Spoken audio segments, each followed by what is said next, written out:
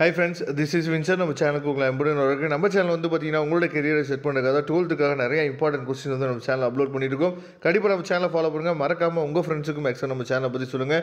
Okay friends, அதாவது chemistry படிக்கிறதுக்கு வந்து பார்த்தீங்க அப்படின்னா நமக்கு வந்து நாட்கள் வந்து நிறையா இருக்குது, சரியா?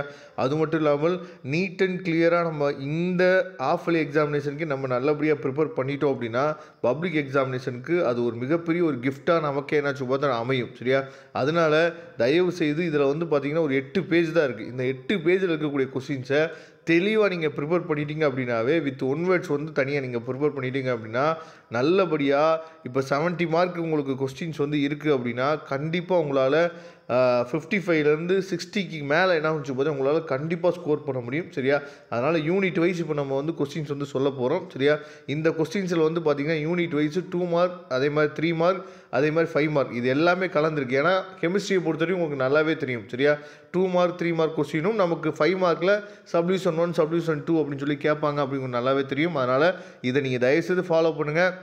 இந்த 8 பேஜில் இருக்க கொஸ்டின்ஸை மட்டுமாவது தெளிவாக நீங்கள் படிச்சுட்டு போங்க. கண்டிப்பாக நீங்கள் நல்ல மார்க் வந்து ஸ்கோர் பண்ணுறதுக்கு அது மிகப்பெரிய ஒரு வாய்ப்பாக அமையும். ஓகே ஃப்ரெண்ட்ஸ், அதாவது இப்போ ஃபஸ்ட்டு யூனிட்டில் நம்ம பார்க்கலாம், சரியா?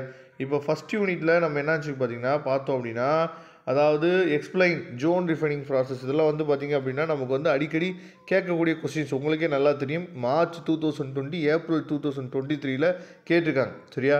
அதுக்கப்புறம் வந்து பார்த்திங்க அப்படின்னா what is the different between mineral and ores, சரியா? மினரல் அண்ட் ஓட்ஸ் கொஸ்டின்லாம் ஓப்பன் கொஸ்டினே நம்ம சொல்லலாம், கண்டிப்பாக இதெல்லாம் எக்ஸாமில் கேட்க போகிறாங்க. அதே மாதிரி வந்து பார்த்திங்க அப்படின்னா அதாவது எக்ஸ்பிளைன் தி மான் ப்ராசஸ் ஆஃப் ரிவைனிங் நிக்கல், இதுவும் வந்து ரொம்ப முக்கியமான கொஸ்டின். அப்போ இந்த மாதிரி கொஸ்டின்ஸ்லாம் என்ன பண்ணுறாங்கன்னா ரிப்பீட்டடாக மாற்றி கேட்டிருக்காங்க. நீங்கள் என்ன நினச்சிடக்கூடாது அப்படின்னா ஓகே இந்த கொஸ்டின்ஸ்லாம் நமக்கு ரிப்பீட்டடாக கேட்குறாங்க, அதனால் வந்து இந்த எக்ஸாமில் கேட்க மாட்டாங்க, அடுத்த எக்ஸாமில் கேட்க மாட்டாங்க அப்படிங்கிற ஒரு முடிவுக்கு நீங்கள் என்னாச்சு பார்த்தீங்கன்னா வந்துடக்கூடாது, சரியா? அப்போ ரிப்பீட்டடாக கேட்குற கொஸ்டினுக்கு என்ன பண்ணணும்னு சொல்லி பார்த்தீங்கன்னா அதிகமாக நம்ம முக்கியத்துவம் கொடுத்து படிக்கணும், சரியா? அது இல்லாமல் இது வரைக்கும் கேட்காத கொஸ்டின்ஸ் இருக்கும் பார்த்தீங்களா, அதுக்கும் நம்ம என்னாச்சு பார்த்தா முக்கியத்துவம் கொடுத்துக்கணும், சரியா? அப்போ இதில் இருக்கிற கொஸ்டினை மட்டும் நீங்கள் ப்ரிப்பேர் பண்ணுங்கள். கண்டிப்பாக நீங்கள் ஆஃப் இயர்லி எக்ஸாமில் நல்ல மார்க் ஸ்கோர் பண்ணுவீங்க. திரும்ப இதே வீடியோக்குள்ளே வந்து நீங்கள் கண்டிப்பாக என்னாச்சு பார்த்தா கமெண்ட் பண்ணுங்கள். நான் சொல்லக்கூடிய என்னாச்சு பார்த்தீங்கன்னா இப்போ யூனிட் 2ல் இது வரைக்கும் 2 பப்ளிக் எக்ஸாமில் கேட்டிருக்காங்க பார்த்தீங்களா, அந்த மாதிரி கொஸ்டின்ஸை என்னாச்சு பார்த்தீங்கன்னா அதிகமாக எடுத்து ப்ரிப்பேர் பண்ணுங்கள், சரியா? இப்போ வந்து what are the factors responsible for the அதாவது anomalous behaviour of the first element of the p block இருக்கு பாருங்கள். இது வந்து 2 பப்ளிக் எக்ஸாமில் கேட்டிருக்காங்க. அதுலேயும் ரொம்ப முக்கியமாக இந்த செப்டம்பர் இந்த ஜூலை இந்த மாதிரி வருது பார்த்தீங்களா, இதில் இருக்க கொஸ்டின்ஸை நீங்கள் என்ன பண்ணுங்கன்னு சொல்லி பார்த்தீங்கன்னா ரொம்ப முக்கியமாக நீங்கள் பண்ண வேண்டியது அதாவது இதில் இருக்க கொஸ்டின்ஸுக்கு அதிகமாக நீங்கள் முக்கியத்துவம் கொடுங்க. ஏன்னா நம்ம வந்து பப்ளிக் எக்ஸாமினேஷன் அதாவது நமக்கு ரியலாக நடக்குது பாருங்கள், மார்ச் மாதம், சரியா?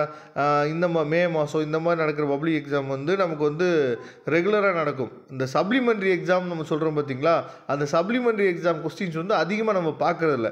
அந்த சப்ளிமெண்ட்ரி எக்ஸாம் தான் இந்த செப்டம்பரில் ஜூனில் இந்த மாதிரி மந்தில் கொடுத்துருக்காங்க பார்த்தீங்க. இது வந்து சப்ளிமெண்ட்ரி எக்ஸாம் நடக்கிறது.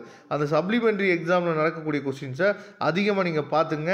ஏன்னா அதில் அந்த கொஸ்டின்ஸ்லாம் நமக்கு அடிக்கடி என்னாச்சு பார்த்தா ரிப்பீட்டடாக நமக்கு கேட்குறாங்க, சரியா? இதெல்லாம் தெளிவாக நீங்கள் பார்த்துங்க.